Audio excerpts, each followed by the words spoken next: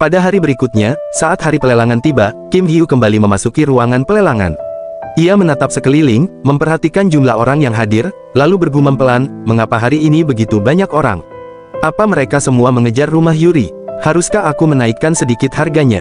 Namun tiba-tiba, ia teringat ucapan kakek tua itu beberapa hari lalu. Apa kau tahu kesalahan yang sering dilakukan para pemula? Para pemula mudah terbawa arus atmosfer pelelangan. Mereka mengira semua orang di ruangan itu ahli. Lalu mereka menjadi gugup dan menaikkan harga lebih tinggi dari nilai sebenarnya. Kim Hyu menarik napas panjang. Baiklah, aku harus lebih tenang, gumamnya. Aku sudah memeriksanya. Persaingan untuk apartemen itu tidak akan ketat. Tak lama kemudian, petugas pelelangan mengumumkan. Rumah yang dibangun tahun 1900, nomor 76XX. Kim Hyu langsung fokus. Itu dia, ayolah. Ketukan palu terdengar. Terjual kepada Kang Min Seo. Dengan harga 86 juta won. Kim Hyu langsung berbisik senang, yes. Beberapa saat kemudian, Kim Hyu menghampiri gurunya di luar ruangan. Terima kasih, guru. Berkat Anda, saya berhasil memenangkan penawarannya. Gurunya tersenyum kecil. Oh, bagus sekali. Kim Hyu melanjutkan, tentu saja. Tadi ada masalah besar. Seperti yang guru bilang, aku sempat gugup dan hampir menaikkan harga dengan tidak wajar.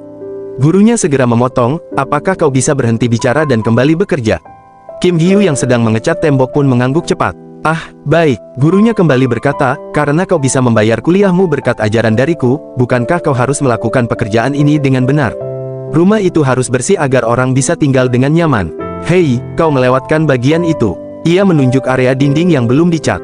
Baik, jawab Kim Hyu sambil memperbaikinya. Namun, tiba-tiba ia berkata, Master, bukankah Anda lebih manusiawi dibanding yang Anda tunjukkan? Gurunya membetulkan kacamatanya dan berkata pelan, investasi terbaik adalah investasi untuk masa depan. Ini adalah investasi yang dilakukan oleh orang-orang yang ahli. Lagi pula, saat ini orang bekerja karena mengejar uang. Kim Hyu mengangguk. Iya, saya mengerti. Keesokan harinya, Kim Hyu pun menghampiri Kang Min Seo dan berkata, Pengacara Nim, saya berhasil menyelesaikan urusan teman saya dengan baik. Terima kasih, dan saya juga ingin meminta maaf karena telah merepotkan Anda. Kang Min Seo menjawab santai. Tidak masalah, aku juga sudah menemui orang tuanya dan berusaha keras meyakinkan mereka untuk berbohong demi kebaikan temannya itu.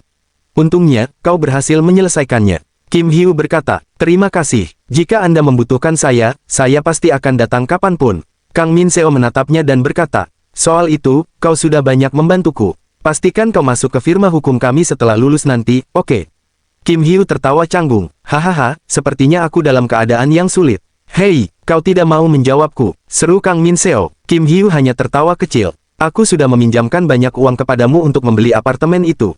Besoknya, di kampus, Sung Won melihat seorang gadis dan berkata, Hei, tunggu, apakah kamu Kim Yuri? Dari yang kudengar, kamu mendapatkan nilai sempurna untuk tes CAS. Namaku Park Sung Won, salam kenal. Yuri menjawab pelan, ah, hai. Sung Won tersenyum. Aku penasaran karena tidak pernah melihatmu sejak awal masuk.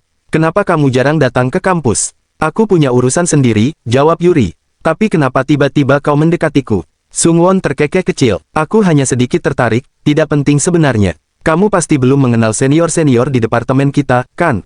Kamu bisa ikut aku sore nanti, aku kenalkan semuanya. Tiba-tiba dari belakang, terdengar suara memanggil. Yuri. Yuri menoleh. Kim Hyu. Kim Hyu mendekat dan bertanya, urusanmu sudah selesai? Ya, begitulah, jawab Yuri. Melihat itu, Sung Won langsung bergumam dalam hatinya. Heh.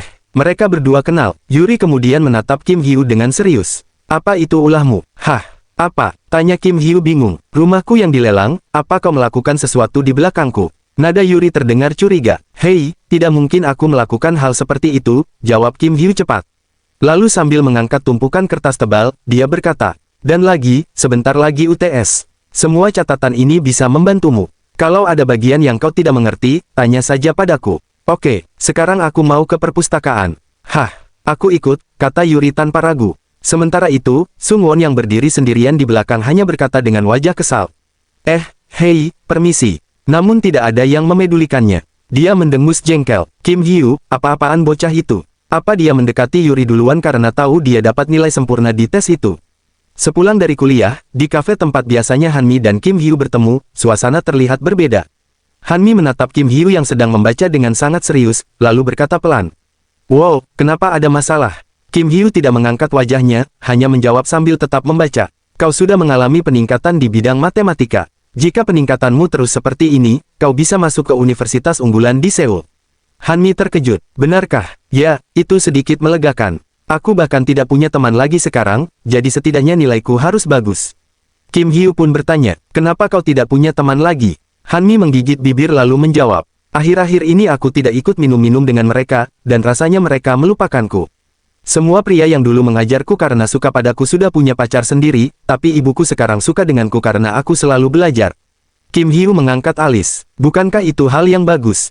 Han Mi mendesah kesal. Buruk sekali, kecantikan diriku tidak berguna karena aku tidak keluar rumah dan bermain. Kim Hyu menutup buku catatannya sejenak. Mereka menganggapmu teman hanya karena kau berpesta dengan mereka. Bukankah lebih baik membuat pertemanan yang lain daripada pertemanan seperti itu? Han Mi terdiam sebentar, lalu bertanya perlahan. Begitukah? Apakah kita berdua berteman? Kim Hyu langsung menjawab cepat. Tidak. Han Mi langsung menimpali. Tidak. Lalu untuk apa kita di sini? Kim Hyu menatapnya sebentar lalu berkata, apa maksudmu? Aku seorang guru dan kau seorang murid. You know. Han Mi mengangguk kecil. Ya, lagi pula saat ini aku tidak membutuhkan teman. Kim Hyu kembali menatap kertas jawabannya sambil mengalihkan pembicaraan. Oke, rata-rata keseluruhan nilaimu sudah meningkat. Han Mi langsung menegakkan badan. Benarkah? Kim Hyu tersenyum tipis. Sudah kuduga, aku tidak salah menilaimu. Akan kutunggu kau di universitas, Nona Han Mi. Han Mi pun tertawa kecil. Ya, terima kasih, guruku. Saat perjalanan pulang, Han Mi berjalan melewati kompleks perumahan sambil bergumam riang. Aku akan bilang pada ibuku kalau aku mendapatkan nilai yang bagus. Namun tiba-tiba sebuah mobil berhenti tepat di hadapannya. Jendelanya terbuka perlahan, memperlihatkan seorang pria berjas rapi. Dengan suara sopan tetapi tegas, pria itu berkata, selamat malam, Nona Han Mi. Saya di sini karena Tuan ingin bertemu dengan Anda. Wajah Han Mi langsung berubah kesal seketika. Beberapa saat kemudian, Han Mi sudah berada di dalam ruangan ayahnya. Suasananya dingin dan tegang. Ayahnya menatapnya sambil berkata dengan nada tajam, kau sudah berusaha keras untuk mendapatkan perhatianku, dan sekarang kau menyerah begitu saja. Han Mi menatap lantai, menahan emosi. Aku sudah berjanji padamu, jika ayah datang ke wisudaku, aku tidak akan membuat masalah lagi. Bukankah itu seharusnya menjadi terakhir kalinya kita bertemu? Kenapa tiba-tiba memanggilku lagi? Tanpa menjawab, ayahnya melempar sebuah amplop besar ke meja, suara jatuhnya memenuhi ruangan. Ini biaya kuliah untukmu. Ambil saja, katanya datar. Kau bisa masuk universitas manapun. Sisa uangnya bisa kau pakai untuk membeli pakaian atau apapun yang kau mau. Han Mi mengepalkan tangannya, napasnya bergetar menahan amarah. Ayahnya menatapnya lebih tajam lagi. Tapi ingat satu hal, setelah kuliahmu selesai, jangan pernah mencari pekerjaan atau membuat sesuatu yang bisa membuat namamu dikenal orang banyak. Ucapan itu menusuk hati Han Mi seperti pisau.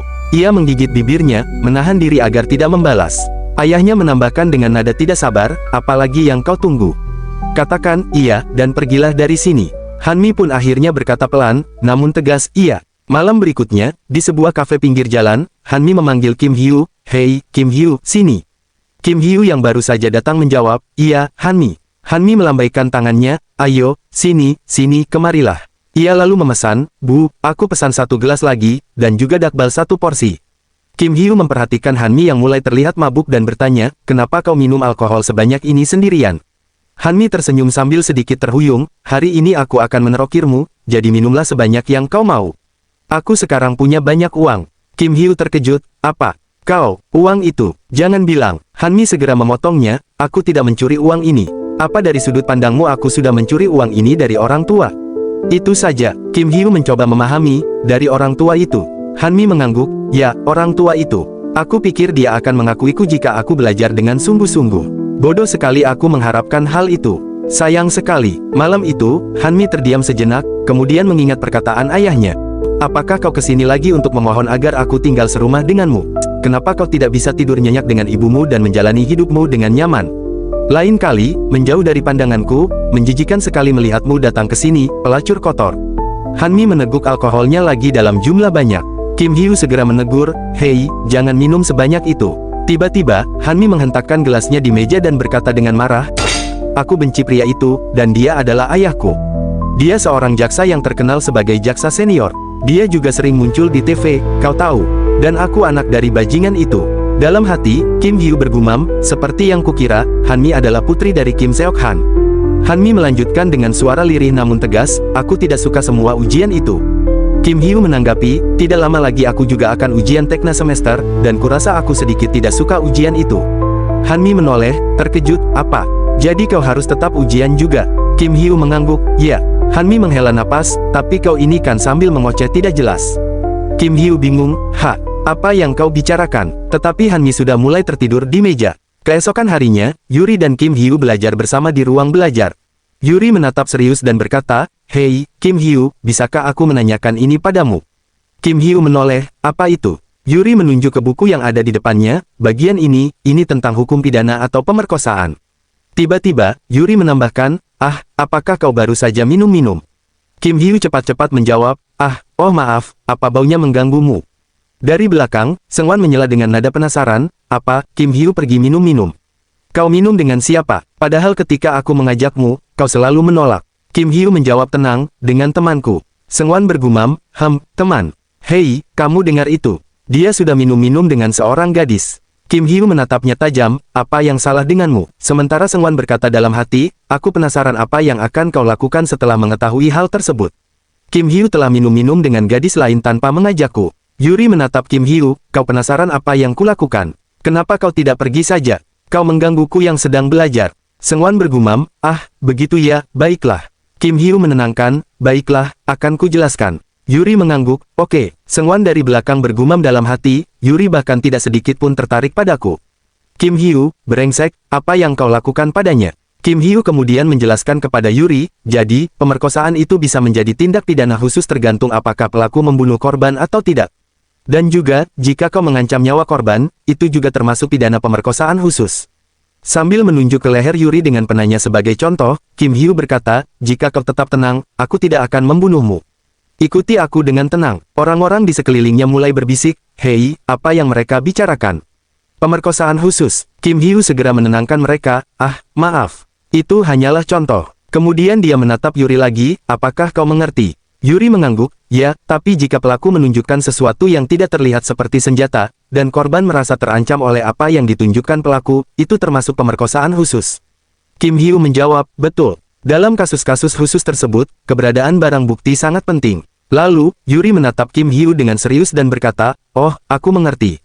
Kau sangat hemat dalam menjelaskan sesuatu." Kim Hyu tersenyum ringan, "Santai saja." Yuri pun melanjutkan, "Lalu, aku juga ingin belajar tentang hukum perampokan khusus.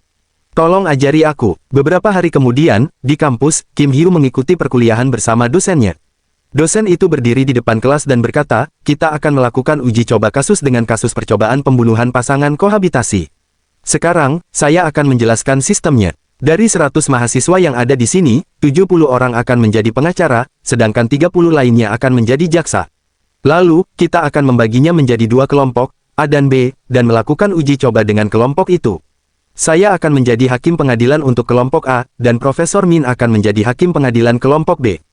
Uji coba akan dilakukan secara bersamaan. Dengan begitu, akan terlihat langsung perbedaan kemajuan antara kelompok. Para senior akan menjadi terdakwa, korban, dan saksi. Atur strategi penyelesaian kasus dengan kelompok kalian, periksa bukti dan saksi, dan persiapkan apa yang diperlukan dalam persidangan."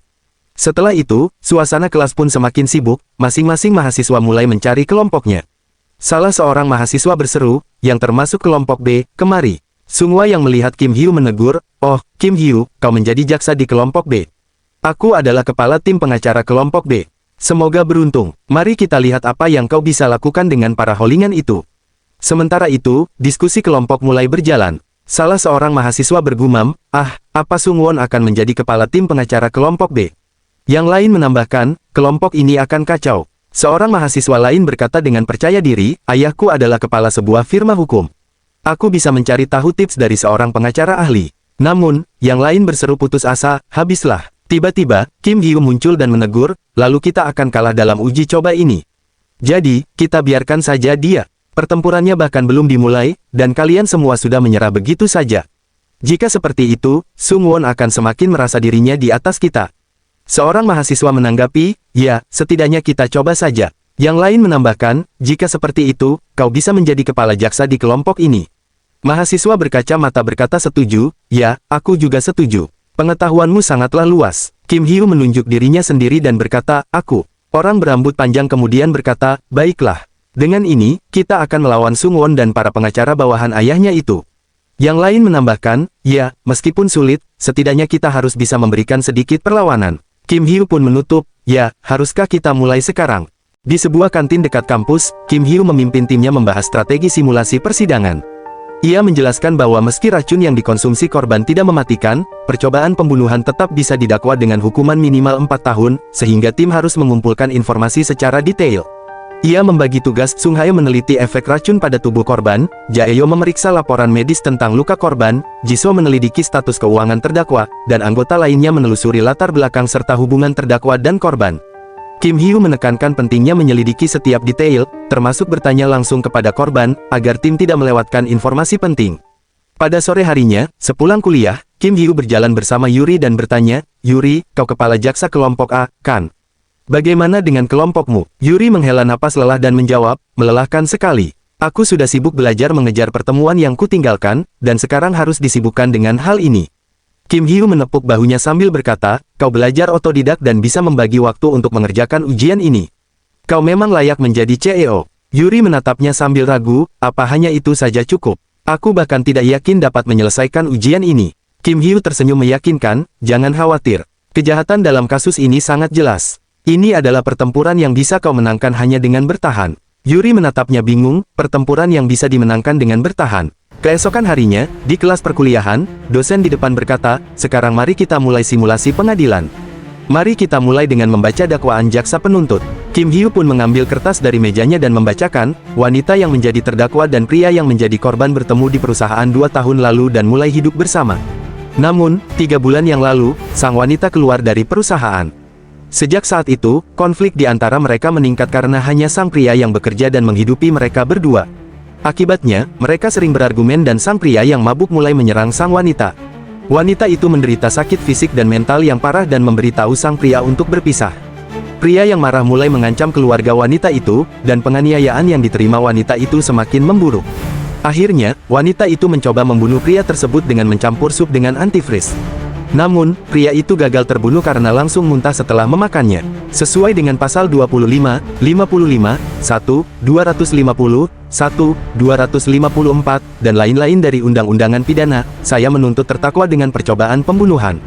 Dosen kemudian berkata, "Pengacara, silakan pembelaan Anda." Pengacara Sungwon berkata, "Sang wanita telah dianiaya oleh pria tersebut selama 3 bulan.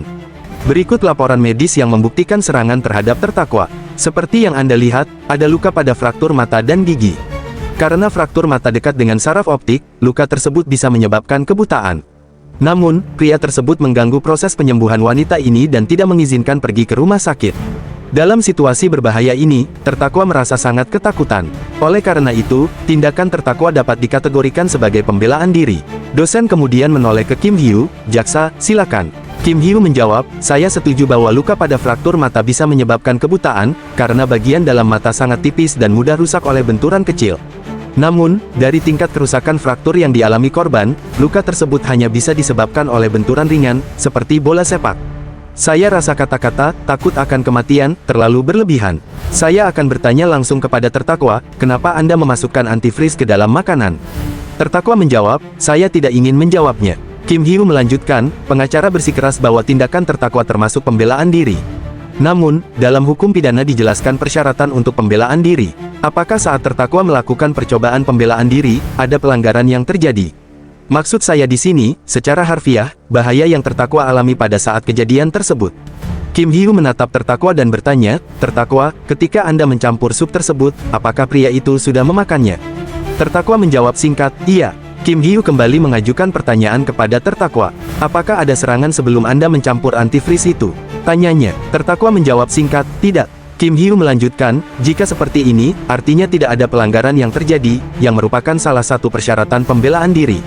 "Itu saja." Dosen kemudian menoleh, "Pengacara, silakan pembelaan Anda."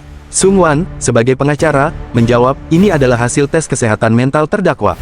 Terdakwa memiliki kecenderungan alkoholisme dan depresi yang tinggi," sambil menyerahkan sebuah dokumen. "Biasanya, wanita yang memiliki gangguan mental bertindak menurut nalurinya. Apakah Anda ingat hari kejadiannya?" Terdakwa menggeleng, "Tidak." Sungwon bertanya lagi, "Apakah Anda minum pada hari kejadian?" Terdakwa menjawab, "Saya tidak mengingatnya dengan baik. Mungkin saja saya meminumnya." Sungwon melanjutkan, "Mengenai antifreeze yang digunakan sebagai racun, biasanya para pelaku berpikir tentang senyawa berbahaya seperti sianida, bukan antifreeze. Dengan kondisi mental dan fisik yang lemah, terdakwa hidup dalam ketakutan setiap hari. Maka dari itu, penggunaan antifreeze adalah pilihan pertahanan diri yang tidak disengaja. Dosen kembali menoleh ke Kim Hyu, "Jaksa, silakan." Kim Hyu menjawab, "Selain antifreeze, senyawa ini juga disebut etilen glikol, zat beracun dengan probabilitas kematian 50%. Jika dikonsumsi dengan dosis 1,56 gram per kilogram berat badan, berdasarkan berat korban pria, jika dia minum 124 gram, tingkat kematiannya sebesar 50%. Dari mana terdakwa mendapatkan antifreeze itu?" Terdakwa menjawab, "Saya mendapatkannya dari bengkel mobil." Kim Hyu menatapnya tajam, "Bukankah Anda tidak memiliki mobil? Apakah Anda tahu jika antifreeze dikonsumsi bisa membunuh seseorang?"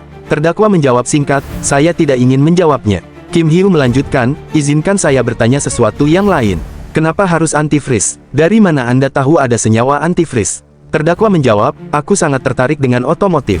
Kim Hyu berkata, "Jika Anda tertarik dengan otomotif, tentu saja Anda tahu kegunaan antifreeze. Jadi, apa Anda tahu kegunaannya?" Dalam hati, terdakwa bergumam, "Apa? Bagaimana dia bisa tahu aku tidak mengetahui otomotif? Aku bahkan tidak punya SIM, apalagi mobil." Kim Hyu kembali berkata, "Antifreeze adalah campuran senyawa yang biasa digunakan pada karburator mobil. Apa yang akan terjadi jika kita tidak memasukkan antifreeze pada karburator mobil?" Orang-orang di ruangan mulai berbisik-bisik. Pria berambut panjang berkomentar, "Terdakwa tertarik otomotif, tapi dia tidak tahu kegunaan antifreeze pada mesin mobil. Apa kegunaannya? Mirip cairan pembersih. Cairan pembersih mah buat kaca depan mobil." Terdakwa tampak cemas, "Apa mesinnya akan rusak?" Tiba-tiba, sungguhan menggebrak meja keberatan. Jaksa mengajukan pertanyaan yang tidak ada kaitannya dengan kasus percobaan pembunuhan. Dia mencoba menghindari kasus tersebut. Dalam hati, Kim Hyu bergumam, "Ini dia, kau terkena jebakanku. Game sebenarnya baru saja dimulai." Saat itu, hakim atau dosen yang berperan sebagai hakim berkata, "Pengacara, mohon tenang." Dalam hati, Kim Hyu bergumam, "Apa yang membuatnya begitu panik? Ini baru permulaan." Kim Hyu pun berkata, "Terdakwa mengatakan tidak mengerti kegunaan sebenarnya cairan antifreeze. Tetapi bagaimana Anda tahu tentang cairan antifreeze? Dan mengapa Anda membelinya?" Kemudian Kim Hyu berkata kepada dosen, "Yang mulia, saya ingin meminta korban sebagai saksi." Dosen itu menjawab, "Permintaan diterima. Korban akan menjadi saksi, tapi Anda selesaikan dulu pertanyaan di kertas itu." Kim Hyu melanjutkan, "Pertama, terdakwa Anda berlangganan koran. Apakah Anda membacanya setiap hari?" Terdakwa menjawab, "Iya, saya membacanya." Kim Hyu bertanya pada saksi, "Karena Anda dan terdakwa tinggal di rumah yang sama saat kejadian, apakah Anda juga membaca koran yang sama?" Saksi menjawab, "Iya, sama." Kim Hyu bertanya lagi, "Koran apa yang Anda baca?" Dalam hati, saksi itu bergumam, "Wow, padahal tadi aku cuma asal jawab. Tapi dia membawa ini ke persidangan." Saksi menjawab, "Korannya koran pagi." Kim Hyu berkata, "Seminggu sebelum kejadian, ada artikel di koran pagi. Seorang dokter di New York mencampurkan etilene glikol yang memiliki rasa manis ke dalam kopi untuk membunuh kekasihnya. Artikel itu menjelaskan secara rinci bahwa etilene glikol adalah bahan utama dalam cairan antifreeze yang digunakan pada mobil. Koran ini bisa dijadikan bukti." Sung Won pun menyela, Itu hanya kebetulan." Dalam hati Kim Hyu bergumam, "Ya, hanya kebetulan," katanya. Kim Hyu berkata, "Itu saja dari saya. Silakan, pengacara." Dalam hati, Sung Won merasa, arus pengadilan tidak menguntungkan kalau begini. Sung Won pun mulai bertanya, "Saksi, mengapa Anda menyerang terdakwa?" Saksi menjawab, "Dia bilang saya menyerangnya ketika saya sedang dalam pengaruh alkohol, jadi saya tidak begitu ingat." "Berapa kali dalam seminggu Anda minum?" tanya Sung Won. Saksi menjawab, "Hampir setiap hari." Sung Won bertanya lagi, "Jadi maksud Anda menyerangnya setiap hari? Dan apakah Anda juga melarang terdakwa pergi ke rumah sakit, bahkan mengancam keluarganya?" Saksi mengakui, "Ya, saya melakukannya." Sung Won pun berkata, "Yang mulia, jaksa telah menyebutkan tingkatan dosis antifreeze dan persentase kematiannya. Untuk membantah ini, saya menghadirkan mahasiswa kimia Universitas Korea sebagai saksi." Penonton di ruang sidang berbisik-bisik, "Apa? Saksi baru?" Hakim berkata, "Itu saksi yang tidak dijadwalkan. Kita harus menanyakan persetujuan jaksa." "Jaksa, apakah Anda setuju?" Dalam hati Sung Won bergumam, "Ini kimia, ini game sebenarnya." Dalam hati Kim Hyu berkata, "Ya, begitulah Sung Won." Lalu Kim Hyu menjawab, "Ya, saya setuju." Sung Won menghadirkan saksi mahasiswa kimia itu dan bertanya, "Saksi, uji apa yang sudah Anda lakukan?" Sang saksi menjawab sesuai arahan dari pertemuan sebelumnya. "Menurut pernyataan korban dan terdakwa mencampurkan antifreeze ke dalam makanan. Setelah saya analisis, saya hanya mendeteksi sebanyak 42 gram etilene glikol." Sung Won bertanya lagi, "Menurut pernyataan jaksa, jika korban meminum 124 gram, tingkat kematiannya adalah 50%. Jadi, berapa tingkat kematian jika hanya 42 gram?" Saksi menjawab, sekitar 16,9%. Sung Won pun berkata, Yang Mulia, jika terdakwa benar-benar berniat membunuh, ia akan menggunakan lebih banyak racun atau antifreeze. Karena itu, saya ingin menegaskan kembali bahwa terdakwa tidak bisa didakwa dengan percobaan pembunuhan. Terdakwa hanya berusaha membela diri. Itu saja. Setelah itu, Sung Won tersenyum kecil kepada Kim Hyu. Dosen yang bertindak sebagai hakim berkata lagi, Jaksa, silakan. Dalam hati, Kim Hyu bergumam, ya, tertawalah sebanyak yang kau bisa.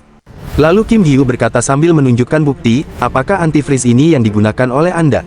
Terdakwa menjawab, ya. Kim Hyu menatap serius, total botol ini adalah 3 liter antifreeze, dan Anda mencampurkan sekitar setengah botol ke dalam makanan. Apa itu benar? Terdakwa menjawab, benar. Kim Hyu kemudian menunjukkan kertas di tangannya, ini adalah tabel analisis bahan-bahan dari antifreeze ini. Dalam antifreeze ini terdapat 5% air dan campuran etilen glikol sebanyak 95%. Dalam satu botol, kandungan etilen glikol lebih banyak daripada air. Jumlah yang digunakan terdakwa sebanyak 1,5 liter. Jika dihitung, etilen glikol dalam cairan tersebut sekitar 1.500 gram. Mendengar itu, Sung Won terkejut. Kim Hyu mengarahkan pandangannya ke saksi. Saksi buru-buru menjawab, ya. Kim Hyu bertanya, bagaimana bisa Anda hanya menemukan 42 gram saja dari setengah botol yang dicampurkan? Dalam hati, saksi bergumam, sialan, itu karena dia bilang di dalamnya hanya ada 42 gram saja. Kim Hyu menegaskan lagi, apakah Anda hanya melakukan uji lab dengan sisa makanannya saja? Saksi menjawab, iya, saya melakukan itu, sambil terburu-buru mengiyakan. Bajingan itu. Kim Hyu pun berkata tegas, dengan ini bisa disimpulkan, kesaksian saksi menunjukkan bahwa jumlah antifreeze yang dikonsumsi korban telah melebihi dosis mematikan. Itu saja. Dalam hati, Sung Won bergumam, jika seperti ini, aku hanya bisa mengandalkan kelemahan mental dan fisik terdakwa saja. Sung Won kemudian berkata, saya meminta teman terdakwa sebagai saksi. Saksi dipanggil, dan Sung Won bertanya, saksi, apakah Anda tahu terdakwa dianiaya? Saksi menjawab, ya, saya terkadang melihat wajah dan tubuhnya memar-memar. Sung Won melanjutkan, apakah dia sering curhat kepada Anda? Saksi menjawab, dia menangis setiap hari dan berulang kali mengatakan dia sangat takut akan mati. Sung Won menambahkan, dari cerita saksi, kelemahan mental dan fisik terdakwa membuatnya ketakutan akan kematian. Terdakwa hanya ingin melindungi hidupnya. Bahkan jika dia melukai sang pria, dia hanya ingin menjauh darinya. Itu saja. Kim Hyu mendekati saksi, pernahkah Anda melihat secara langsung terdakwa diserang oleh pria tersebut? Saksi menjawab, tidak. Kim Hyu melanjutkan, Anda dan terdakwa memiliki hobi yang sama dan berada dalam klub yang sama, bukan? Klub apa yang Anda ikuti? Saksi menjawab, kami senang bermain tenis. Kim Hyu bertanya lagi, apakah baru-baru ini Anda pergi bermain tenis? Saksi menjawab, saya tidak bisa bermain karena sibuk, tapi sepertinya dia masih tetap mengikuti klub tersebut. Kim Hyu melanjutkan, jadi, Anda tidak melihat terdakwa terkena bola tenis saat latihan? Saksi menjawab, iya. Kim Hyu berkata tegas, padahal terdakwa baru saja didiagnosis menderita fraktur mata setelah latihan tenis. Apakah itu kebetulan? Luka pada tubuh terdakwa, menurut dokter, tidak bisa disimpulkan sebagai hasil serangan fisik orang lain. Ini bisa dijadikan bukti. Dalam hati, Sung Won makin kesal, bagaimana dia bisa tahu hal seperti itu? Kim Hyu bertanya lagi, saksi, apa Anda tahu merek-merek yang disukai terdakwa? Saksi menjawab, dia suka merek-merek mewah seperti Chanel dan Prado. Kim Hyu menambahkan, dari yang saya dengar, Anda meminjamkan 3 juta won kepada terdakwa. Apakah sudah dikembalikan? Saksi menjawab, belum. Dia mengatakan akan mengembalikannya secepatnya. Kim Hyu bertanya lagi, kapan dia mengatakan itu? Apakah sebelum kejadian ini? Saksi menjawab, iya. Kemudian, Kim Hyu menyerahkan catatan keuangan terdakwa kepada hakim. Berikut adalah catatan keuangan terdakwa, kata Kim Hyu. Terdakwa sering meminjam uang dari teman-temannya dan juga dari lembaga keuangan lainnya. Semua itu digunakan untuk membeli barang-barang mewah.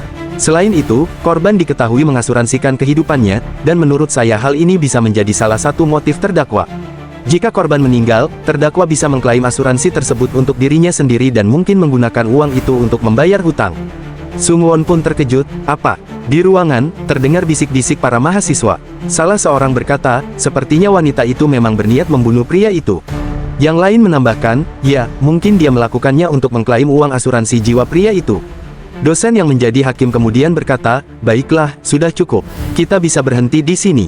Kedua tim telah mempersiapkan diri dengan keras dan melakukan pekerjaan dengan sangat baik, layaknya sidang yang sesungguhnya. Setelah mendengar pemaparan kalian, saya akan mengambil keputusan. Sebagai hasil dari percobaan pembunuhan, terdakwa dijatuhi hukuman 4 tahun penjara. Tim Kim Hyu pun langsung bersorak-sorak dengan gembira. "Hei, Kim Hyu, kau hebat sekali!" seru salah seorang. Yang lain menambahkan, "Kau benar-benar hebat." Sementara itu, Sung Won yang kalah menatap mereka dengan kesal, menahan amarah karena kekalahan timnya. Pada malam hari, Kim Hyu berjalan bersama gurunya. Gurunya memuji kemenangan Kim Hyu dalam simulasi pengadilan dan mengajaknya menikmati pemandangan malam dari bukit. Gurunya menjelaskan bahwa kawasan yang mereka lihat akan dibangun menjadi kompleks apartemen dan villa mewah, yang akan menjadi ladang emas untuk Seoul. Ia merenungkan hidupnya, terlalu sibuk mengejar uang sehingga melewatkan momen penting bersama istri dan kehilangan kesempatan memiliki anak. Ia menasihati Kim Hyu untuk tidak terlalu tergila-gila pada obsesinya agar tidak kehilangan jati diri. Mereka duduk bersama, Kim Hyu menuang alkohol untuk gurunya, dan mengucapkan selamat ulang tahun dengan hormat. Keesokan paginya, Kim Hyu yang berada di meja belajarnya di dalam kamar. Setelah belajar, dia pun berkata, "Aku harus beristirahat." Padahal rasanya kemarin baru saja ujian tengah semester. Tapi ujian akhir sebentar lagi sudah datang. Lalu, dia pun menuangkan air minum dari dalam kulkas. Kemudian membaca koran di tangannya dan berkata, "Hari ini ada berita apa ya?" Tiba-tiba, dia melihat berita, Jo Tae-sup menyapa para rakyat kecil. Di sisi lain, di tempat Jo Tae-sup, orang-orang menyapanya dengan gembira saat dia lewat. Seseorang berkata, "Anda keren sekali, Jo Tae-sup." Jo Tae-sup menjawab, "Ya, terima kasih." Seseorang tiba-tiba datang menghampiri dengan kaki yang pincang, sambil membawa tongkat bantuan di kedua sisi bahunya. Ia berkata, Senator Jo Tae-sup." Jo Tae-sup pun segera menghampirinya dan berkata, "Kondisi Anda sedang tidak baik. Anda tidak perlu sejauh ini untuk menyambut saya." "Terima kasih banyak." Orang itu berkata, "Tidak perlu seperti itu." Jo Tae-sup bertanya, "Sebenarnya apa yang terjadi dengan Anda?" Orang itu menjawab, "Saya mengalami kecelakaan kerja saat bekerja di pabrik." Jo Tae-sup berkata, "Pasti sangat menyakitkan." Orang itu menjawab, "Tidak masalah. Saat ini saya sedang menggugat perusahaan mengenai kecelakaan kerja ini. Saya berharap bisa membayarkan biaya rumah sakit dengan gugatan itu." Tiba-tiba, Jo Tae-sup pun berkata, "Sekretaris Kim." Orang di belakangnya menjawab, "Ya, Senator." Jo Tae-sup berkata, "Saya ingin Anda mencari tahu kasusnya dan menyelidikinya sesegera mungkin." Sekretarisnya menjawab, "Baiklah." Kemudian orang yang pincang itu berkata, "Senator," sambil terharu. Jo Tae-sup berkata, "Fondasi dari suatu bangsa adalah rakyatnya, bukan orang-orang elit yang duduk di kursi dewan. Jika rakyatnya lemah, bangsa tidak akan bisa berdiri dengan baik. Semoga Anda cepat sembuh dan kembali menjadi fondasi bangsa ini." Orang itu pun terharu dan berkata, terima kasih."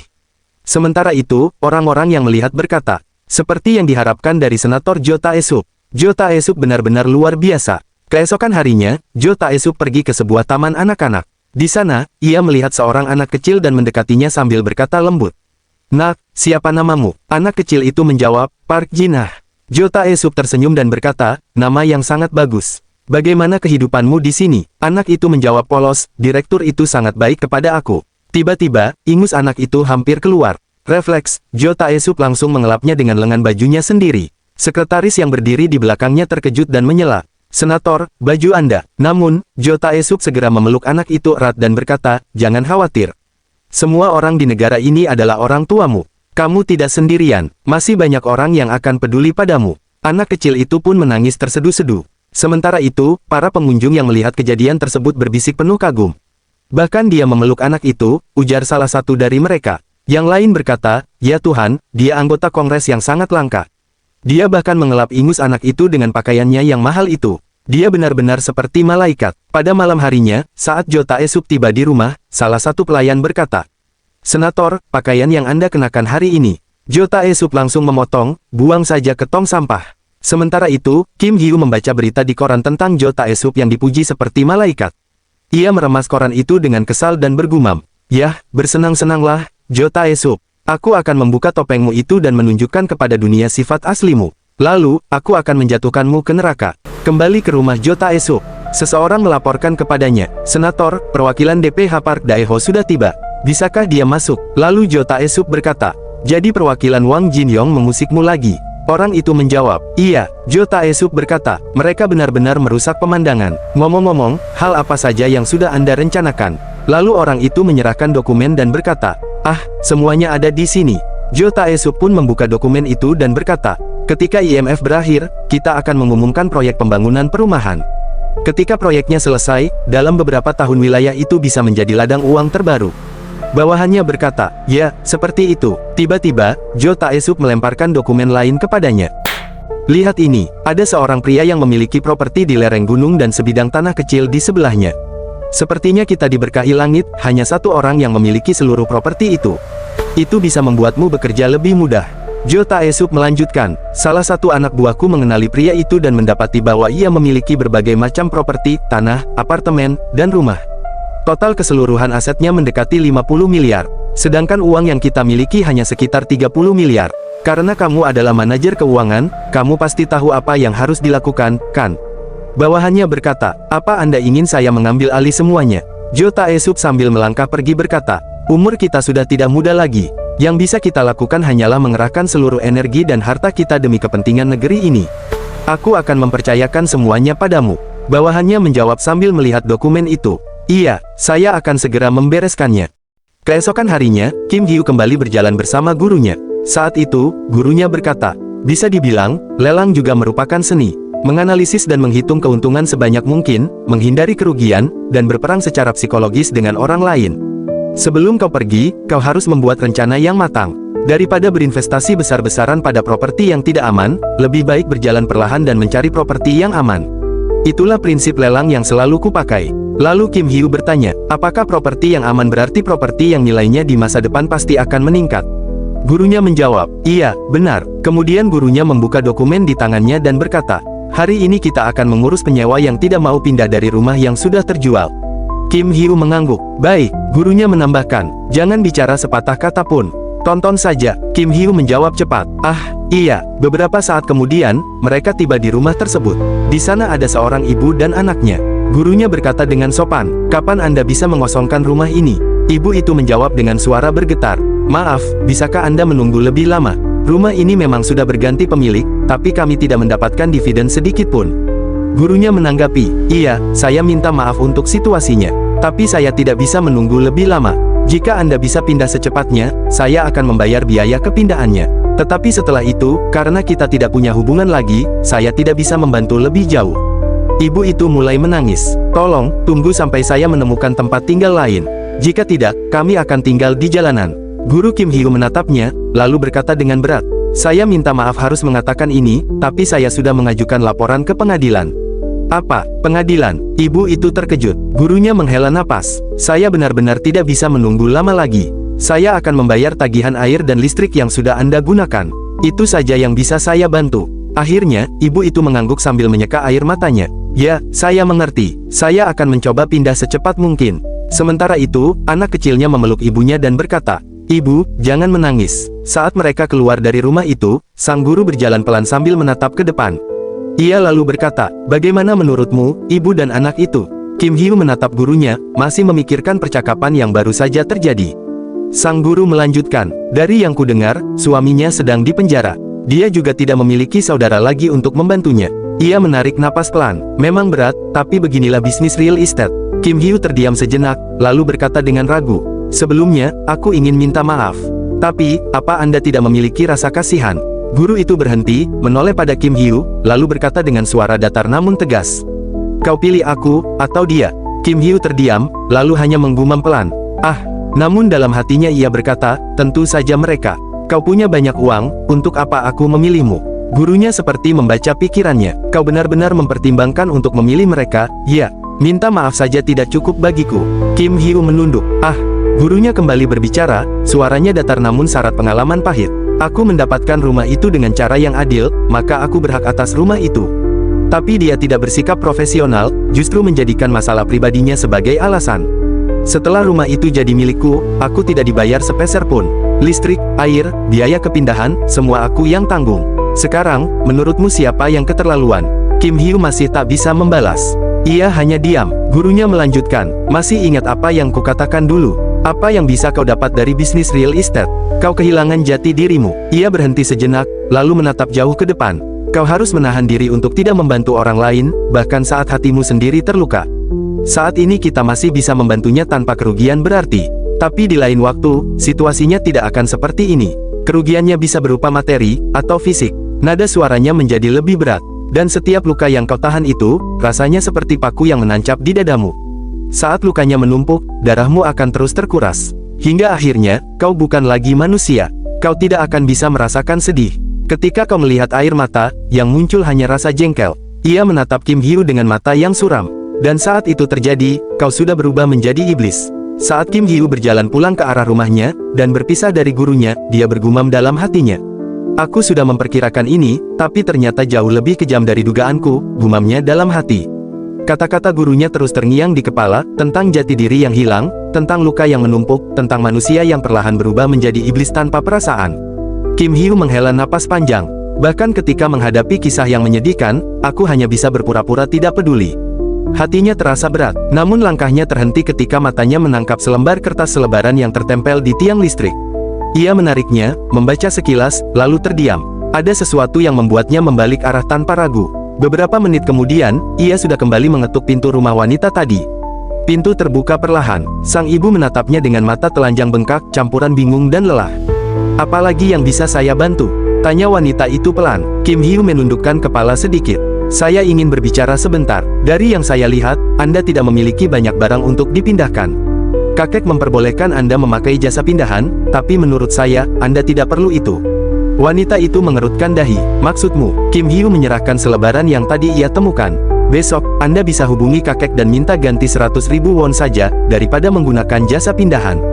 Dengan uang itu, Anda bisa langsung membeli ruangan ini." Ia menunjuk alamat di selebaran. "Ruangan kosong, harga 100.000 won.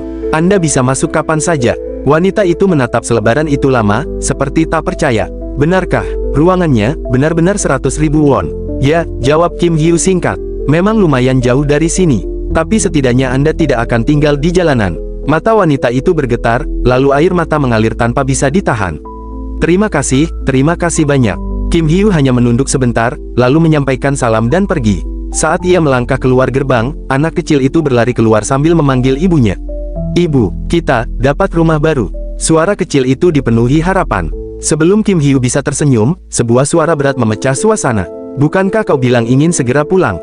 Kim Hyu terkejut. Gurunya berdiri tidak jauh dari gerbang, kedua tangan disilangkan, tapi sorot matanya tidak setajam biasanya. Kim Hyu menggaruk tengkuknya gugup. "Ah, jadi guru masih di sekitar sini. Berapa harganya?" tanya sang guru singkat. 100.000 won, jawab Kim Hyu. "Kebetulan ada properti murah di sekitar sini, dan mereka akan pindah 2 hari lagi." Sang guru mengangguk kecil. "Yang penting masalahnya selesai." Ia berjalan mendekat, menatap Kim Hyu lama. "Tapi jika kau selalu membantu orang seperti ini, yang terpuruk kelak bisa jadi adalah dirimu." Kim Hyu tidak menjawab, namun gurunya melanjutkan, suaranya lebih lembut daripada sebelumnya. "Tapi, bukan ide buruk membantu seseorang menemukan rumah seperti yang kau lakukan hari ini." Ia mendesah, lalu membalikkan badan. "Hanya saja, jangan mengorbankan dirimu untuk orang yang menghalangi jalanmu." Tetapi dalam hatinya ia bergumam, sebuah pengakuan jujur yang tak pernah ia ucapkan langsung. "Selama aku menjalani bisnis ini, hanya orang dengan hati dingin dan kepala panas yang bisa bertahan. Tapi bocah ini, ia punya hati yang hangat dan kepala yang dingin. Ia membantu tanpa kehilangan jati dirinya sendiri." Guru Kim Hyu menatapnya serius. "Berapa banyak yang ingin kau hasilkan dari pelelangan dalam setahun? 1 miliar, 2 miliar, atau lebih?" tanyanya. Kim Hyu tidak langsung menjawab. Ia menatap jalanan, lalu menunjuk sebuah mobil mewah yang terparkir di tepi trotoar. "Sampai aku bisa membeli itu," ujarnya santai. Ia kemudian mengangkat ponsel miliknya. "Dan sampai aku bisa punya yang ini, versi paling baru." Setelah itu ia menunjuk pakaian yang dikenakan gurunya. "Dan tentu saja, sampai aku bisa memberi Anda pakaian sebagus itu." Gurunya terbelalak, hampir tak percaya apa yang ia dengar.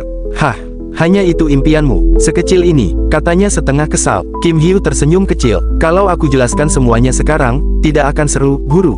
Anda tinggal lihat satu persatu nanti." Gurunya mendecak, benar-benar jengkel. "Sebelum kau mewujudkannya, aku mungkin sudah mati duluan, kau bocah kurang ajar." Kim Hyu terkekeh pelan. "Kalau begitu, saya harus segera menunjukkannya sebelum guru mati." Dalam hatinya, ia bergumam dengan penuh tekad. Mobil terbaik, ponsel terbaik, pakaian terbaik, semuanya yang dipakai guru.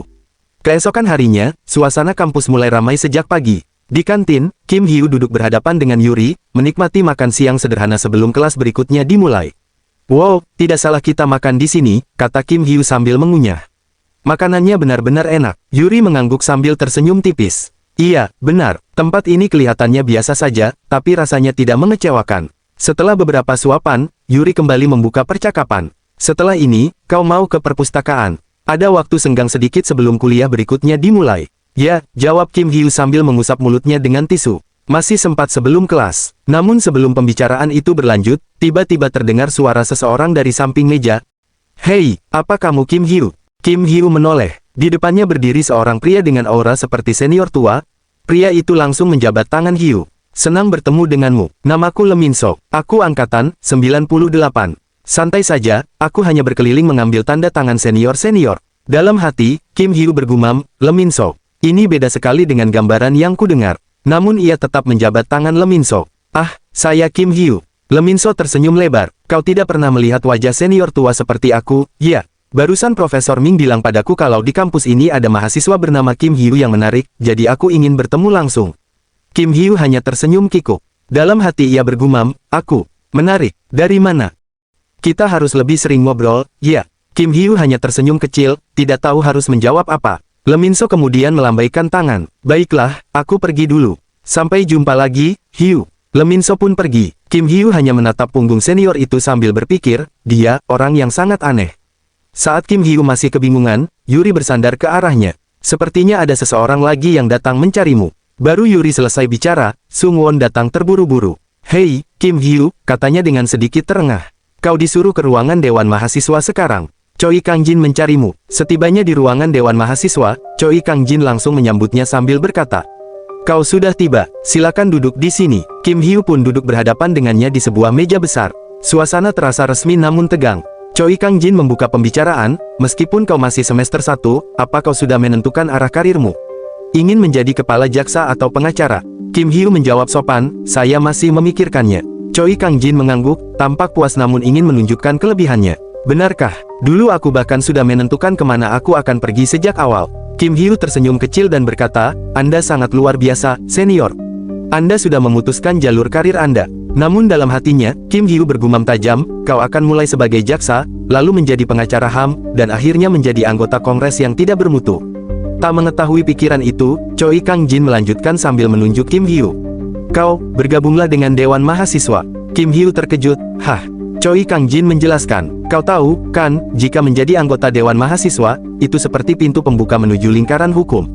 Jika kau bergabung, jalanmu akan sangat mulus. Dalam hati, Kim Hyu mengakui, iya, aku sangat tahu. Semua orang tahu bahwa lulusan Departemen Hukum Universitas Korea itu yang terbaik. Choi Kang-jin menambahkan lagi, tapi meskipun kau masuk sekarang, itu belum berarti kau resmi menjadi anggota. Untuk semester 1, statusnya masih sementara. Kau bisa belajar pelan-pelan, dan baru resmi ketika semester 2. Mungkin sulit, tapi kau harus mencobanya. Kim Hyu menghela napas kecil, saya tidak terlalu yakin bisa melakukannya.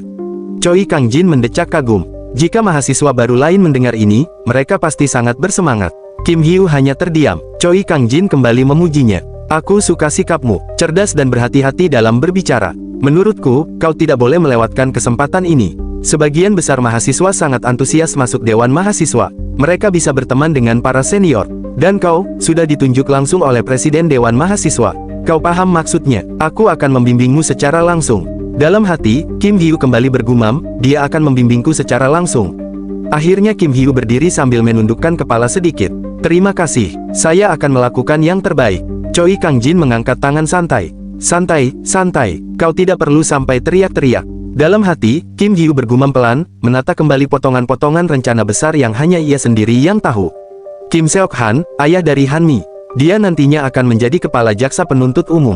Yang Il-yun, mantan anggota lembaga penelitian dan pelatihan yudisial, pria yang akan menjadi tangan kanan Kim Seok-han.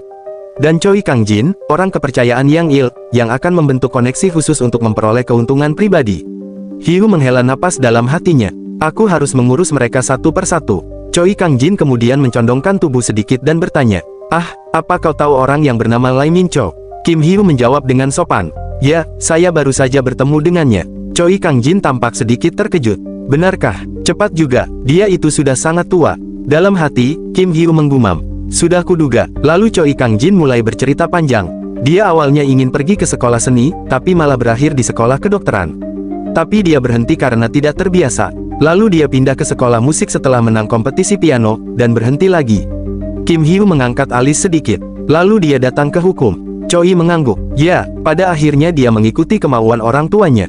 Tapi dia mengambil cuti 1 semester karena merasa tidak cocok. Aku tanya dia, kau bercanda atau serius?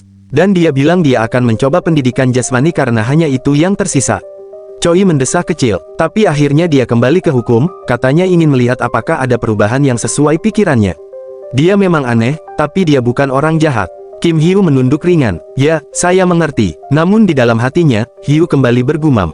Bukan orang jahat, lalu untuk apa dia menemuiku? Sementara itu, di ruang dosen, Leminso datang menemui dosennya. Sang dosen menatapnya sambil bertanya pelan. Bagaimana? Apakah kau menyukainya? Leminso mengangkat bahu sedikit dan menjawab. Aku tidak tahu, tapi aku pikir dia akan menyenangkan untuk ditonton.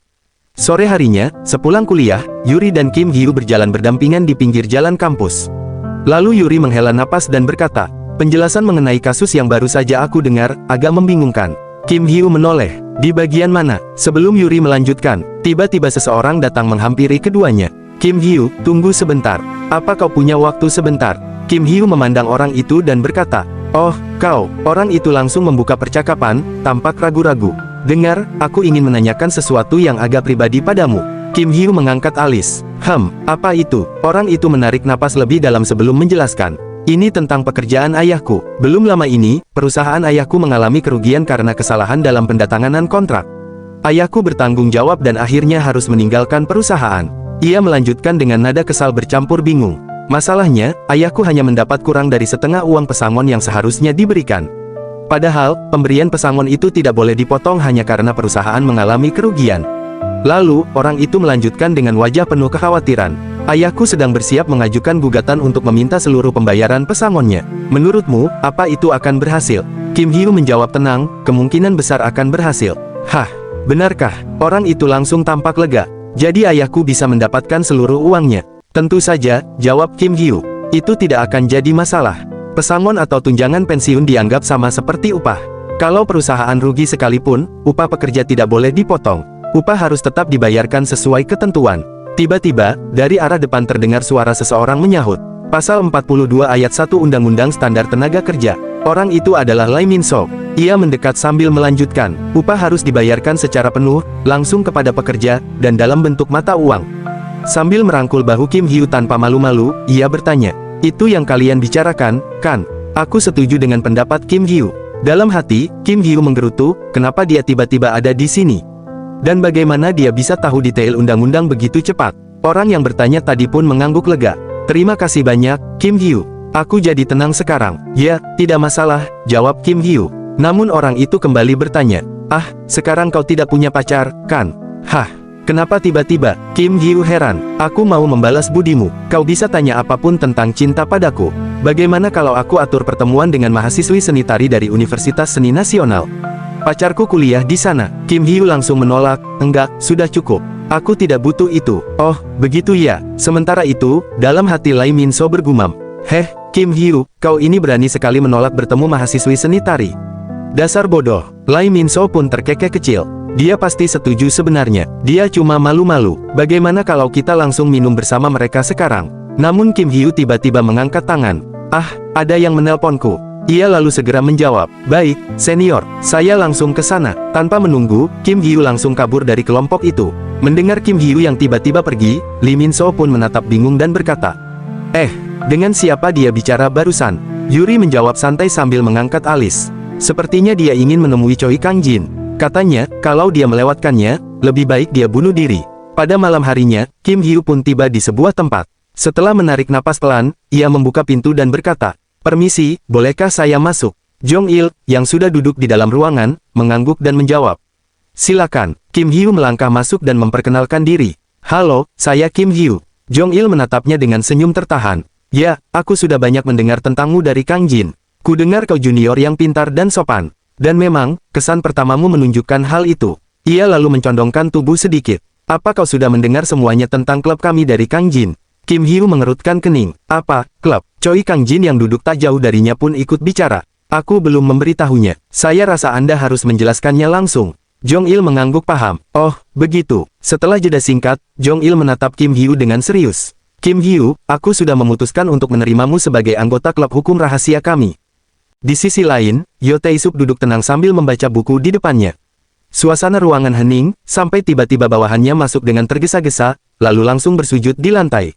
Dengan suara gemetar, bawahannya berkata, maafkan saya, Senator, saya selalu mengawasi pergerakan aset Woyongso. Sampai beberapa waktu yang lalu, tidak ada tanda-tanda dia akan menjual asetnya. Saya tidak menyangka dia menjual seluruh asetnya dalam waktu yang sangat singkat. Yo Tae-suk menutup bukunya perlahan, lalu berkata dengan tenang, "Tidak masalah, setiap orang bisa membuat kesalahan dalam hidup mereka. Kau hanya perlu menganggap ini sebagai pelajaran, agar kau tidak membuat kesalahan yang sama lagi." Bawahannya menunduk semakin dalam. "Ya, ini tidak akan pernah terjadi lagi. Saya sangat menyesal." Yo Tae-suk mengibaskan tangannya seolah menyuruhnya untuk bangkit. "Sudah cukup atas permintaan maafmu. Pada dasarnya, seluruh aset miliknya hanya berpindah ke pemilikan beberapa orang. Itu tidak akan mengubah rencana kita, kan? Saya tidak akan mengulangi kesalahan saya," jawab bawahannya sebelum akhirnya pergi. Tak lama setelah pintu tertutup, seorang wanita masuk mendekat. "Apa Anda benar-benar memaafkan Tuan Park?" Yo Tae-suk menatap lurus ke depan. Sejauh ini dia sudah bekerja dengan baik. Satu kesalahan tidak akan membuatku membuangnya. Kita tidak tahu apa yang akan terjadi. Memang aku tidak menyangka Park membuat kesalahan, tapi aku masih punya rencana lain, jadi tidak masalah. Wanita itu mengangguk pelan. Baik, keesokan paginya, di sebuah bukit yang tenang, Kim Hyu duduk bersama gurunya. Sang guru membuka koran, wajahnya langsung berubah kesal. DHP Money benar-benar mengambil alih Bank of Korea, gerutunya sambil melempar koran itu ke tanah. Mereka benar-benar buruk, tidak ada gunanya memeras orang tua sepertiku. Jika bukan karena mereka, aku tidak akan menjual semua asetku. Sekarang apa yang harus kulakukan? Mungkin aku harus pergi ke panti jompo dan beristirahat. Ia menatap Kim Hyu. Hei, kalau kau punya waktu, carikan aku badan amal yang dapat dipercaya. Kim Hyu bertanya, apa guru ingin berdonasi? Ya, tentu saja. Saya sarankan jangan berdonasi dulu, jawab Kim Hyu tenang. Hah, kenapa? Selama ini guru sudah bekerja mati-matian sampai lupa hidup sendiri. Kenapa tidak bekerja sedikit lagi, lalu berdonasi lebih banyak? Gurunya terbahak. Hahaha, beruntung sekali aku punya dirimu yang peduli padaku. Kim Hyu lalu menunjuk ke kejauhan. Guru sudah berbisnis real estate seumur hidup. Kenapa tidak membuka toko saja? Guru punya banyak uang dan jual beli juga hobi guru. Untuk lokasi, guru pasti bisa menemukan tempat yang tepat. Gurunya mengangguk-angguk. Ya, itu terdengar bagus. Gurunya pun memanggil Kim Hyu. Kemudian menyerahkan sebuah amplop. Ambil ini, itu imbalan dari masukan yang kau berikan soal DHP Money. Kim Hyu langsung mengangkat kedua tangannya. Ah, tidak, saya memberi masukan bukan untuk. Hah. Guru itu memotongnya. Jika kau menolak, berarti kau tidak menghormatiku. Jika aku tidak membayar informasi yang kau berikan, aku bukan bisnisman. Dengan sedikit kikuk, Kim Hyu menerima amplop itu. Terima kasih, saya akan menggunakannya dengan bijak. Dan tentu saja, gunakan itu untuk mencoba apa yang kuajarkan padamu, lanjut gurunya. Ngomong-ngomong, kau bilang akan menunjukkannya padaku sebelum aku mati. Tapi kau belum bilang, seberapa banyak yang ingin kau dapatkan. Kim Hyu mengangkat kedua tangan sambil tersenyum kecil. Kira-kira, cukup untuk mengambil ini. Gurunya mendecak. Bocah ini bicara hal tidak jelas lagi. Yang penting, ingat apa yang sudah kuajarkan. Maka tidak akan ada masalah. Dalam hati, Kim Hyu bergumam, beruntung aku masih bisa menyelamatkan guru. Tapi keberuntungan tidak akan datang terus-menerus. Aku harus semakin kuat, untuk melindungi orang-orang dari tangan Jo Tae-suk. Beberapa saat kemudian, setibanya Kim Hyu di kampus, tiba-tiba Lee Min-so menghampirinya dan berkata, Hei, teman, bagaimana kabarmu? Lalu Kim Hyu menjawab, aku baik-baik saja, bagaimana denganmu? Lee Min-so mengeluh, aku lapar sekali, mari kita makan di restoran di depan sana. Kim Hyu mengangguk, oke, aku juga lapar. Setibanya mereka di sana, Lee Min-so berkata, Bibi, aku ingin sebotol soju. Setelah meminumnya, ia bersandar dan berkata, ah, hangat dan nikmat sekali. Hei, Kim Hyu, apa yang sebenarnya kau incar? Kim Hyu terkejut, hah, Lee Min-so menatapnya tajam. Apakah kau tidak mengerti yang kutanyakan? Sederhananya, kenapa kau terlihat sangat ambisius menginginkan kesuksesan? Kim Hyu bertanya balik, apa aku terlihat seperti itu? Lee Min-so menjawab, memangnya tidak. Kim Hyu tersenyum kecil, benar sih. Lee Min-so bertanya lagi, jadi seberapa jauh yang kau incar? Kim Hyu mengernyit, kenapa kau tiba-tiba bertanya? Lee Min-so menarik napas panjang. Selama ini aku berpikir dunia dalam genggamanku. Aku selalu yakin aku dapat melakukan hal apapun jika aku mau. Apapun selalu terasa mudah. Dalam hati Kim Hyu bergumam, dia ternyata memiliki ambisi yang jauh lebih besar dari perkiraanku. Lalu Lee Min-so menatapnya. Kau, Kim Hyu menjawab pelan, iya, aku tidak terlalu yakin. Tapi terkadang aku juga berpikir seperti itu. Lee Min-so tertawa, haha, sudah kuduga. Sejak awal aku merasa kita ini mirip. Pertemuan kita memang sudah ditakdirkan. Kim Hyu berkata, hah, benarkah seperti itu? Lee Min-so mencondongkan tubuh. Di kampus ini ya, aku pikir hanya kau yang bisa mengerti diriku. Ngomong-ngomong, kau seperti berencana untuk masuk Dewan Mahasiswa. Akhir-akhir ini kau jadi dekat dengan Choi Kang Jin dan bocah-bocah keluarga pejabat itu. Mereka semua bocah yang terlena dengan kekuasaan keluarganya, menyombongkan diri seolah-olah mereka hebat. Ia tertawa sambil menepuk meja. Apa kau sedang mencoba menjadi anjing mereka? Haha, aku bercanda. Dalam hati Kim Hyu bergumam. Kenapa dia tiba-tiba menanyakan hal ini padaku? Lalu Lee Min So berkata lagi. Tapi kau ini luar biasa. Kim Hyu mengangkat alis. Hah, Lee Min So menatapnya lama. Aku tidak tahu apa yang akan kau lakukan, tapi aku sangat penasaran denganmu. Dalam hati, Kim Hyu bergumam, apa dia orang yang memiliki firasat kuat? Aku sama sekali tidak mengerti apa yang dia pikirkan. Dia itu orang yang tidak ada dalam kehidupanku sebelumnya. Jika aku masih dekat dengannya, aku tidak tahu seberapa berpengaruhnya dia dalam rencana yang sudah kupikirkan. Kim Hyu masih memikirkan itu ketika Lee Min So kembali bicara. Namun sebelum ia melanjutkan kata-katanya, tiba-tiba seseorang di samping mereka berteriak. Seorang pria berkata keras pada wanita di hadapannya. Hei, kau pikir kau bisa mengabaikanku begitu saja hanya karena kau itu wanita? Wanita itu membalas dengan nada sinis. Jangan membuatku tertawa. Aku sudah menolak pergi denganmu sejak melihat seperti apa dirimu. Kenapa kau malah memaksaku? Apa kau tidak punya harga diri? Pria itu langsung memaki. Wanita jalang, tutup mulutmu. Wanita itu tidak mundur. Ia malah membalas dengan lebih keras. Kenapa? Apa itu hal yang memalukan? Kalau begitu buka saja jaket kampus itu. Jangan mempermalukan nama kampus kita. Pria itu makin emosi. Sudah kubilang tutup mulutmu. Atau kau ingin kubunuh? Melihat situasi memanas, Lee Min So berbisik pada Kim Hyu. Hei, haruskah kita menghentikan ini? Beberapa detik kemudian, Kim Hyu mengangkat teleponnya, lalu berkata dengan tenang. Ya, halo, ada perkelahian di restoran depan gerbang utama Universitas Korea. Lee Min So menatapnya, terkejut. Hei, kau langsung melaporkannya? Ya. Bagaimanapun kita mahasiswa hukum. Kim Hyu menjawab santai. Aku tidak mau berurusan dengan orang mabuk. Lebih baik begini dan serahkan saja pada mereka. Lee Min So mengangguk. Kau benar. Sementara itu, pertengkaran semakin panas. Pria itu berteriak lagi. Sialan, kau benar-benar membuatku kesal. Wajahmu memang manis, tapi sifatmu seperti wanita jalang.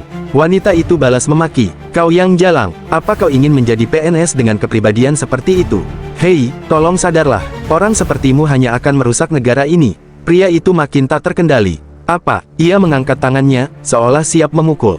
Tepat saat itu, Kim Hyu menahan tangan pria itu dan memutarnya ke belakang. Dengan suara tegas namun tenang, ia berkata, tenanglah, apa kau terlalu banyak minum? Lepaskan tanganku, bajingan, serunya sambil berusaha menarik lengannya. Kim Hyu tetap tenang. Aku sudah menelepon polisi. Perkelahian ini sudah berlebihan. Pria itu terkejut. Apa? Polisi? Ya, jawab Kim Hyu, dingin. Sebentar lagi mereka sampai. Jadi hentikan tindakan bodoh ini. Kalau tidak, kau akan dibawa ke kantor polisi. Mendengar itu, pria tersebut buru-buru melepaskan diri dan mundur. Singkirkan tanganmu, katanya kesal. Saat berbalik pergi, ia mendesis, cewek jalang, hari ini kau beruntung, brengsek. Wanita itu membalas tanpa takut, sudah kubilang, kaulah yang brengsek. Pria itu pun mulai berlari menjauh, namun tiba-tiba kakinya tersangkut di kaki Lee Min So. Ia terjatuh keras ke depan. Lee Min So berdiri di belakangnya sambil tersenyum kecil. Ah, maaf, tidak sengaja. Kim Hyu mengambil ponselnya dan berbicara singkat. Halo, kantor polisi. Saya yang tadi melapor. Situasinya sudah kondusif. Ya, terima kasih. Begitu panggilan selesai, Lee Min So sudah menarik kursi untuk wanita itu. Sekarang kamu tidak sibuk, kan? Mari minum bersama. Duduklah. Kim Hyu menatapnya. Hei, apa yang kau lakukan? Wanita itu tersenyum canggung. Ah, benarkah aku boleh bergabung dengan kalian? Mereka akhirnya duduk makan bersama. Setelah beberapa saat, wanita itu berbicara pelan, terima kasih, sudah membantuku. Lee Min So tersenyum lebar. Jangan sungkan, yang penting kamu tidak apa-apa. Wanita itu mendesah kesal, menyebalkan sekali harus kuliah di universitas yang sama dengan lelaki itu. Maaf atas keributan tadi. Saat itu, Kim Hyu memperhatikan wajahnya tanpa sadar. Wanita itu langsung bertanya, apa ada yang aneh di wajahku? Kim Hyu terkejut. Ah, tidak, maaf. Aku hanya sedang memikirkan hal lain. Lee Min So menyela sambil tersenyum ramah. Ngomong-ngomong, kamu dari Universitas Korea, kan? Wanita itu mengangguk. Hah, jadi kalian juga mahasiswa Universitas Korea? Yap, kata Lee Min So. Kami berdua mahasiswa hukum angkatan baru. Wanita itu tersenyum lega. Benarkah? Aku juga mahasiswa baru. Kalau begitu, mari berkenalan lebih jauh. Namaku Kim Hye dari jurusan ekonomi. Lalu Lee Min So berkata, aku Lee Min So, senang bertemu denganmu. Lalu Kim Hye menatap Kim Hyu dan berkata, kau. Lalu Kim Hyu berkata, namaku Kim Hyu. Kim Hye pun berkata, Kim Hyu, nama kita mirip. Lalu Kim Hyu berkata, ah, kau benar juga. Kemudian Kim Hee-ah berkata, "Baiklah, sebagai rasa terima kasih, aku akan mentraktir kalian soju." Lalu Lee Min-so berkata, "Ah, benarkah?" Kim Hee-ah pun berkata, "Bu, saya memesan Meoris Gogi." Dalam hati, Kim Hee-woo bergumam, "Dia terlihat tidak asing, aku tidak ingat dengan pasti siapa dia." Besok harinya, Kim Hee-woo dan Han-mi berjalan menuju tempat ujian. Han-mi mengeluh karena cuaca dingin dan merasa gugup, namun Kim Hee-woo menenangkannya bahwa ia sudah belajar keras. Setelah ujian selesai, Han-mi keluar dengan cemas tapi mengaku bisa mengerjakan soal dengan lancar. Kim Hee-woo memeriksa hasilnya dan mengatakan nilainya bagus, meski tidak sempurna. Han-mi senang dan bertanya apakah ia bisa masuk jurusan populer di Universitas Korea, membuat Kim Hee-woo terkejut karena perubahan Han-mi yang dulu dianggap berandalan. Han-mi berterima kasih karena Kim Hee-woo telah memberinya harapan dan bimbingan. Kim Hee-woo menyarankan Han-mi untuk memikirkan jurusan yang benar-benar ingin ia pelajari, dan Han-mi mulai merenungkannya. Pada malam harinya, di kamar Han-mi, ia berbaring di tempat tidur sambil menatap langit-langit. Dalam hati ia bergumam pelan, "Aku harus menentukan jadi apa diriku di masa depan nanti." Para diplomat di televisi terlihat keren. Jadi reporter politik juga menarik, dan dia bilang ingin menjadi jaksa. Han-mi memeluk bantalnya, wajahnya memerah. "Kalau aku mengambil jurusan yang berhubungan dengan hukum, aku bisa hidup berdampingan dengan Kim Hee-woo, indah sekali, ya ampun, hanya membayangkannya saja membuatku malu." Keesokan hari di kampus, Kim Hee-woo memberikan bunga kepada seniornya untuk mengucapkan selamat atas kelulusan cepat sang senior. Mereka berbincang tentang ujian dan rencana Kim Hee-woo untuk mengambil ujian pengacara. Senior itu memberi saran agar ia mempersiapkan diri dengan baik dan mempertimbangkan waktu sebelum wajib militer. Setelah Kim Hee-woo pergi, sang senior mengakui dalam hati bahwa ia semakin menyukainya. Sementara itu, pada malam harinya, Han-mi sedang duduk di ruang tengah sambil menonton televisi. Di layar TV, seorang pembawa acara berkata, "Apa itu Millennium Bug? Itu adalah kesalahan penghitungan tahun pada sistem komputer yang tidak mengenali tahun 2000. Masalah ini juga dikenal sebagai tragedi Y2K. Mendengar itu, Han-mi bergumam, "Wah, bukankah itu masalah besar?" Tiba-tiba ponselnya berdering. Ia menoleh, mengambilnya, dan langsung mengangkat telepon itu sambil berkata, "Ya, halo." Suara di seberang ternyata suara ayahnya. Dengan nada tegas, ayahnya berkata, "Ini aku. Aku dengar kau berencana masuk jurusan ilmu politik dan diplomasi di Universitas Korea. Apa itu benar?" Han-mi menjawab pelan, "Iya." Ayahnya melanjutkan, "Hasilnya memang belum diumumkan. Tapi nilaimu cukup untuk masuk jurusan bahasa Inggris di universitas lain. Dan kau akan masuk ke sana." Dengan suara menahan kesal, Han-mi berkata, "Apa aku tidak bisa memilih universitas dan jurusanku sendiri?" Namun ayahnya menjawab dingin dan penuh tekanan, "Sudah kubilang, jangan memilih pekerjaan yang membuat namamu dikenal banyak orang. Aku tidak ingin kau bekerja di depan publik. Kau anak yang cerdas, jadi kau harus mengerti. Jangan membuatku mengulanginya 2 kali. Jika kau masih bersikeras, maka hal buruk akan terjadi padamu dan ibumu." Mendengar kata-kata ayahnya, tubuh Han-mi seketika menegang. Suaranya tercekat, dan tangannya yang memegang ponsel bergetar hebat.